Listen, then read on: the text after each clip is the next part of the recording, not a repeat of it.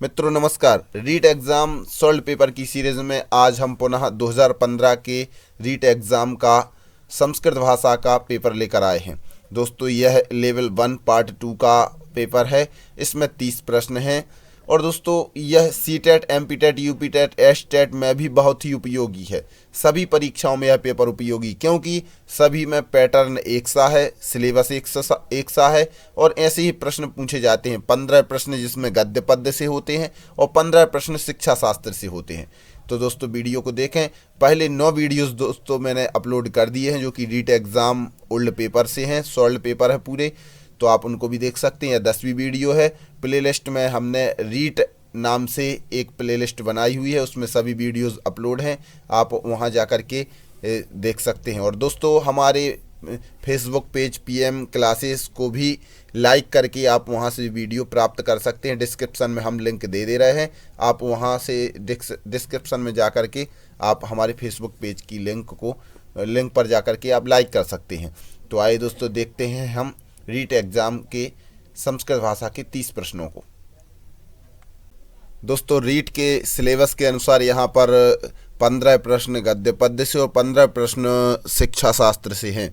तो पहले यहाँ पर देखते हैं प्रश्नों को। भाषा दो संस्कृतम अत्र 63 प्रश्नाः सन्ति सर्वे प्रश्नाः समाधेया। सभी प्रश्न करने हैं। यहाँ पर 30 प्रश्न दिए हुए हैं। पहला प्रश्न है शिक्षा शास्त्र से प्रश्न है, संस्कृत शिक्षणे किम श्रव्य साधनम उपयोगी नास्ति। संस्कृत शिक्षण में कौन सा श्रव्य साधन उपयोगी नहीं है?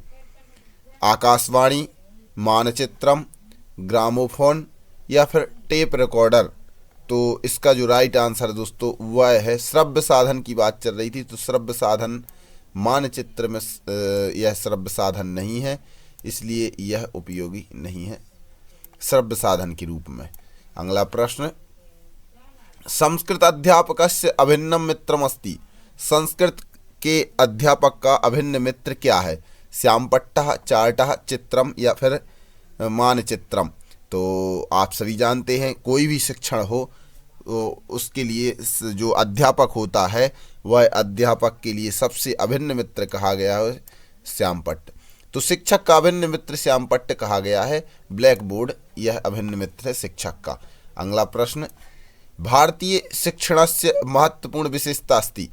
भारतीय शिक्षण की महत्वपूर्ण विशेषता क्या है? तो भाषा शिक्षण की महत्वपूर्ण विशेषता क्या है? व्याकरणस्य ज्ञानम, व्यवहार ज्ञानम, शुद्धोच्चारणम या फिर विद्यार्थी नाम रुचि। तो इसका जो राइट आंसर है दोस्तों वह है शुद्धोच्चारणम। भाषा शिक्षण की महत्वपूर्ण विशेषता है शुद्ध उच्चारण। भाषा शिक्षण उसी का हो शुद्ध उच्चारण के लिए ही किया जाता है, मुख्य उद्देश्य यही होता है। अगला प्रश्न, लिखित परीक्षायां प्रश्नाः सन्ति। लिखित परीक्षा में प्रश्न होते हैं निबंधात्मक, लघुत्तरात्मक, वस्तुनिष्ठ या सर्वे। तो दोस्तों आपने देखा होगा जो लिखित परीक्षा आपने दी होगी तो जैसे 10th की परीक्षा होती है, 10वीं की परीक्षा होती है, उसमें वस्तुनिष्ठ प्रश्न भी आते हैं, अति लघुत्तरात्मक भी होते हैं, निबंधात्मक भी, निबंध आदि बड़े बड़े प्रश्न भी आते हैं। तो इसका राइट आंसर है सर्वे। सर्वे इसका राइट आंसर है। सभी प्रकार के प्रश्न होते हैं लिखित परीक्षा में। अगला प्रश्न है, निम्नांकितेषु अनुवादस्य प्रकारः नास्ति। निम्नांकित में अनुवाद का प्रकार नहीं है। तो चित्रानुवादः, अक्षरशः अनुवादः, तथ्यानुवादः या फिर छायानुवादः। तो इसका जो राइट आंसर है दोस्तों वह है चित्रानुवादः। चित्रानुवाद यह अनुवाद का प्रकार नहीं है। अगला प्रश्न, सर्व शब्दस्य पुल्लिंग बहुवचने रूपमस्ति। सर्व शब्द के पुल्लिंग बहुवचन में क्या रूप बनता है?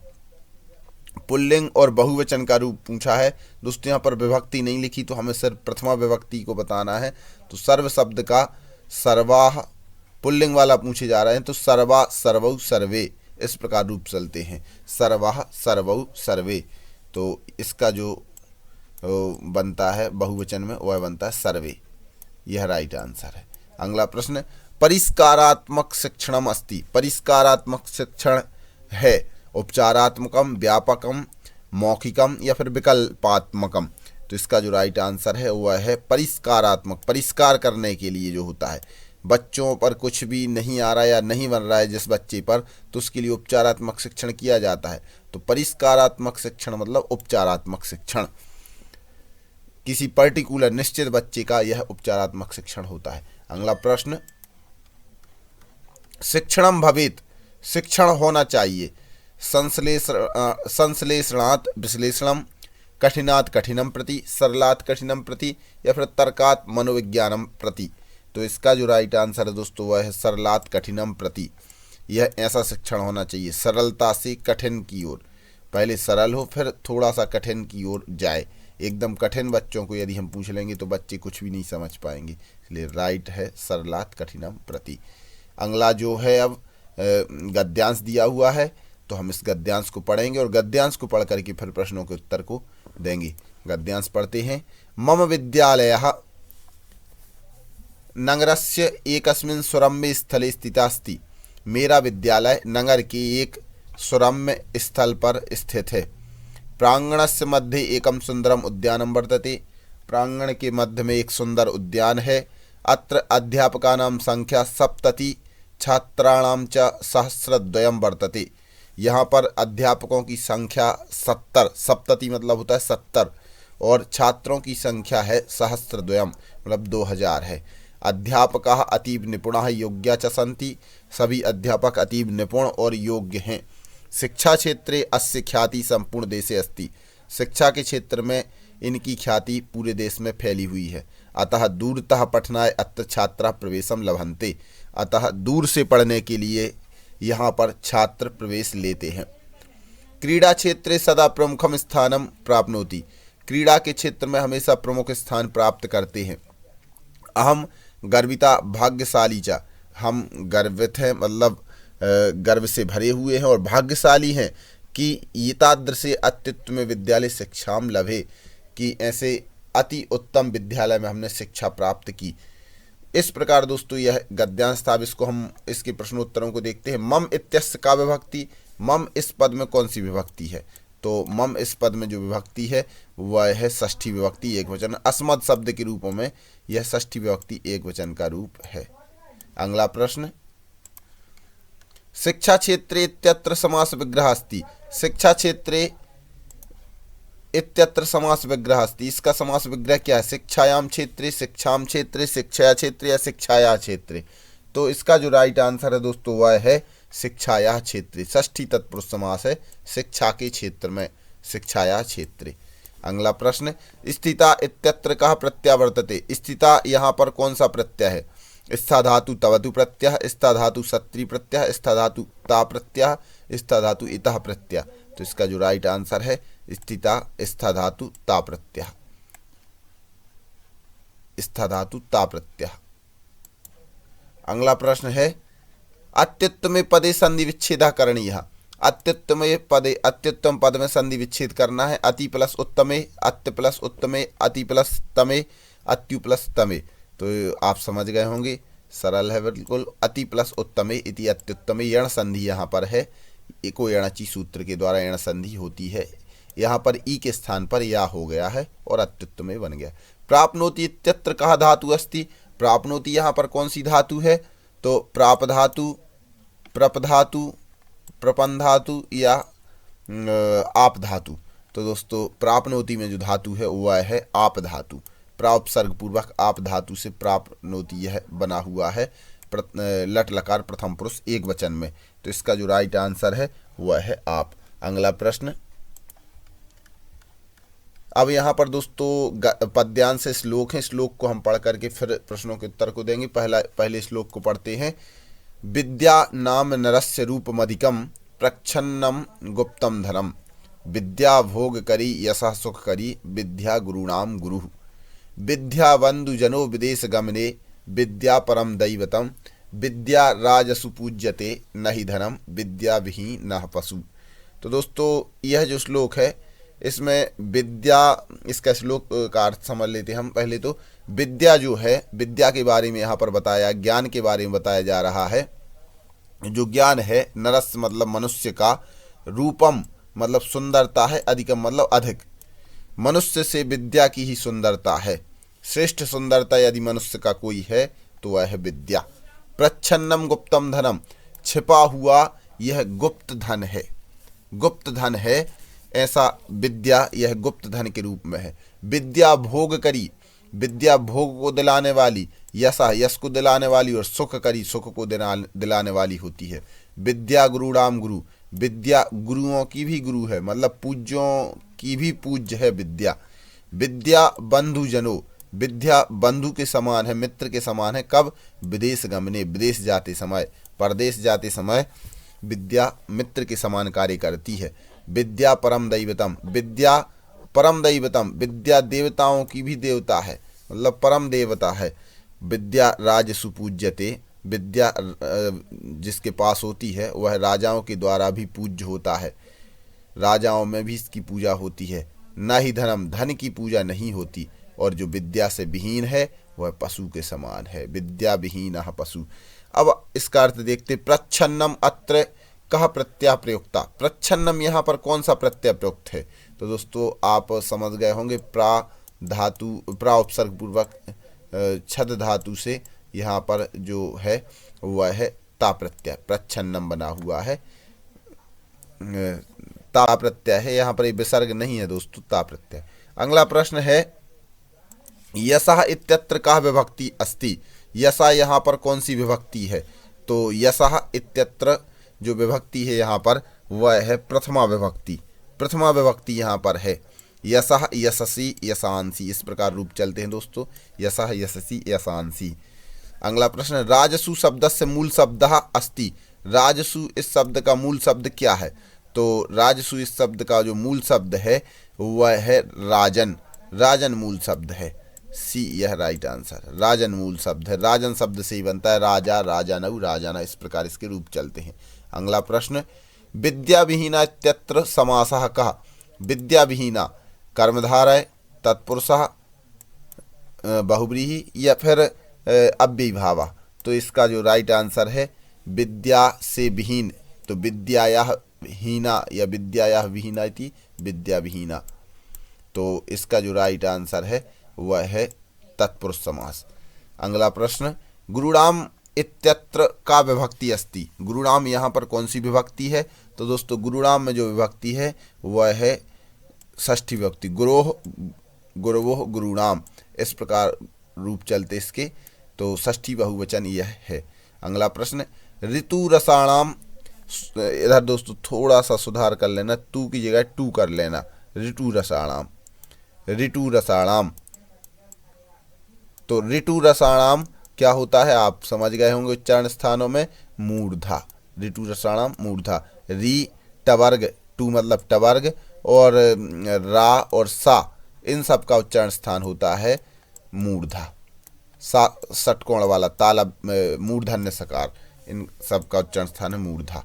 अगला प्रश्न है या म इंगा ड़ा ना व्यंजनानाम उच्चारण स्थानम कहाँ वर्तते, इनका उच्चारण स्थान क्या है? तो इनका उच्चारण स्थान होता है दोस्तों यम गणनानाम नासिका च, तो नासिका यहाँ पर दिया हुआ है, तो नासिका यह राइट आंसर है। चा से हम लेते हैं तद तत् स्थानीय, मतलब जो यहाँ है यह तालव्य से उच्चारण होता है, तालु से भी होता है और नासिका से भी होता है। ये पांचों वर्ण नासिका के सहित अपने अपने एक एक उनका पर्टिकुलर एक और उच्चारण स्थान है, जैसे यहाँ का है तालु, माँ का है ओष्ठ, इंगा का है कंठ, णा का है मूर्धा और ना का है दंत, इस प्रकार।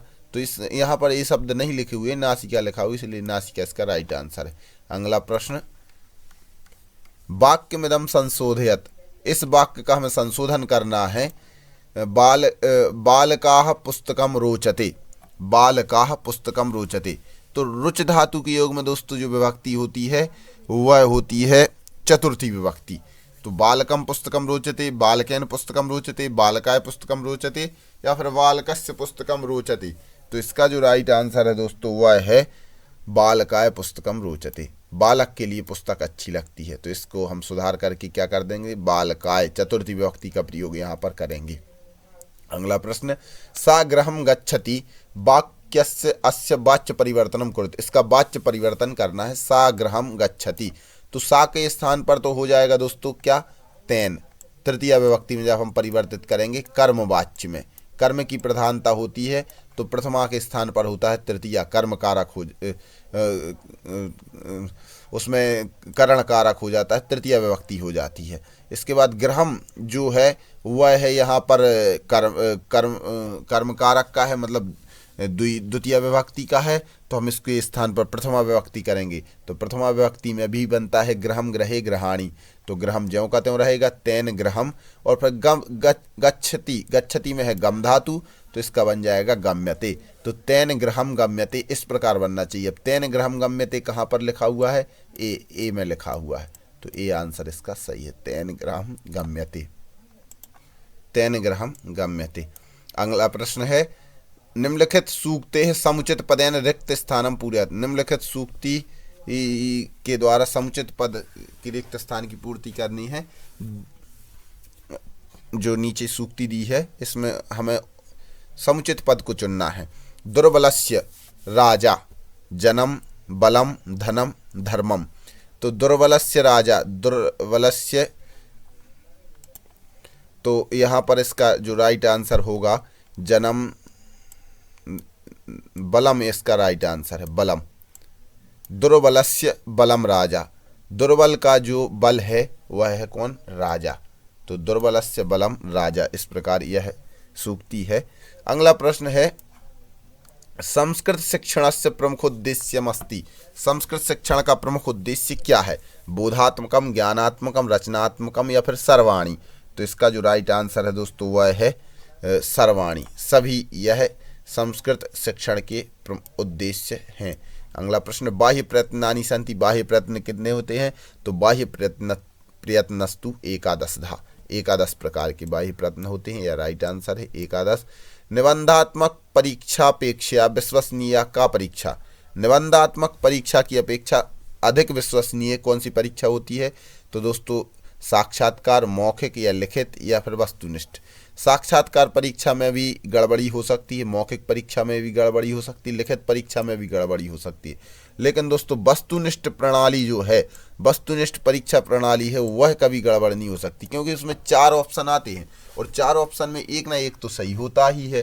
तो एक सही होता है, इसलिए इसको हम विश्वसनीय परीक्षा कह सकते हैं निबंधात्मक की अपेक्षा। यह राइट आंसर है सी।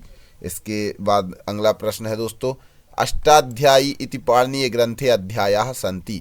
अष्टाध्यायी इस पाणिनीय ग्रंथ में कितने अध्याय हैं, तो अष्टाध्यायी नाम ही बता रहा है कि इसमें कितने अध्याय हैं, अष्ट अध्यायी इति अष्टाध्यायी, जिसमें 8 अध्याय हैं उसको बोलते हैं हम अष्टाध्यायी। प्रत्येक अध्याय में 4 पाद हैं, 4 भाग हैं, उसको पाद नाम दिया गया है। तो अष्टाध्यायी में 8 अध्याय और प्रत्येक अध्याय में 4 पाद, टोटल हो गए 8 चौको 32 पाद। अगला प्रश्न याकारस्य उच्चारण स्थानम किम। याकार का उच्चारण स्थान क्या है, तो इचु यसानाम तालु यह सूत्र है। ई चवर्ग और या और सा सल्यम वाला, तो इसका उच्चारण स्थान होता है तालु। अगला प्रश्न स्वाध्याय प्रणाल्या सोपानानि सन्ति। स्वाध्याय प्रणाली के सोपान हैं, तो नियोजनम, क्रियान्वयनम, मूल्यांकनम या फिर सर्वाणी। तो इसका जो राइट आंसर है दोस्तों वह है सर्वाणी। स्वाध्याय प्रणाली के सोपान है नियोजन, क्रियान्वयन, मूल्यांकन और सभी ये हैं। अगला अंतिम प्रश्न संस्कृत भाषा कौशलस्य प्रथम कौशलम अस्ति। संस्कृत भाषा कौशल का प्रथम कौशल कौन सा है। दोस्तों यह प्रश्न हर परीक्षाओं में पूछा जाता है, तो आप इनको एक सूत्र के माध्यम से याद कर लें। पहले स्रा, फिर भा, फिर पा और फिर ले, इस प्रकार याद कर लें, श्रभा पले। तो स्रा से श्रवणम, भाषणम, पठनम और लेखनम। तो यहाँ पर जो पहला है प्रथम कौशल है वह है श्रवणम। इस प्रकार दोस्तों ये संस्कृत भाषा के 30 प्रश्न हुए। तो दोस्तों वीडियो कैसी लगी आप कमेंट बॉक्स में जाकर के ज़रूर बताएं। दोस्तों वीडियो को लाइक करना ना भूलें, और यदि आपने हमारे चैनल पीएम क्लासेस को अभी तक सब्सक्राइब नहीं किया है तो प्लीज़ सब्सक्राइब कर लें, जिससे हमारे अगले वीडियोस आप तक नोटिफिकेशन के माध्यम से पहुंच सकें। और अपने मित्रों को ज़रूर बताएं, जिससे हम आगे भी आपके लिए ऐसे वीडियो ला सकें, हमारा हौसला बढ़े। तो दोस्तों आप इस वीडियो को लाइक, शेयर, कमेंट ज़रूर करें। धन्यवाद।